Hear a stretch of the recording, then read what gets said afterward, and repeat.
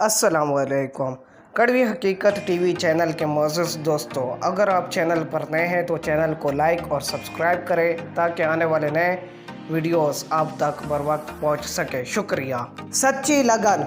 वजीहा नदीम कराची। बेवकूफ़, तुम तो बहुत ही बेवकूफ़ हो। हर वक्त पढ़ने के अलावा तुम्हें कुछ आता ही नहीं। तुम तो किताबी कीड़े की तरह किताबों में दिमाग ख़राब करती रहती हो। हाँ हाँ हाँ। अरीबा ने सारिया को अपनी बदतमीज़ी का निशाना बनाया। सारिया क्लास की संजीदा तरीन और अव्वल नंबर पर आने वाली तालिबा थी जो फालतू वक्त बर्बाद करने के बजाय उसे पढ़ने में सर्फ करती। केमिस्ट्री का पीरियड था।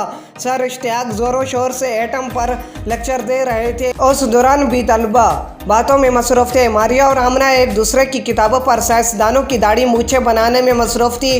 अलीमा और सलीमा लेक्चर सुनने के बजाय कायद-ए-आज़म के 14 नुकात बड़बड़ा रही थी। अलीना का ध्यान खाने की तरफ था। बाकी सब सरगोशियों में दुनिया जहां की बातों में लगे हुए थे। उसी बदतमीज़ी के दौरान पीरियड की घंटी बजी। फिर दूसरे पीरियड में भी उसी किस्म की सूरत हाल रही। छुट्टी के बाद सारिया घर पहुंचकर नडाल से सोफे पर गिर गई।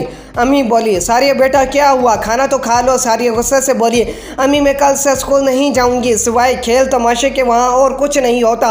इतना शोर होता है कि मिस की कोई बात समझ में नहीं आती।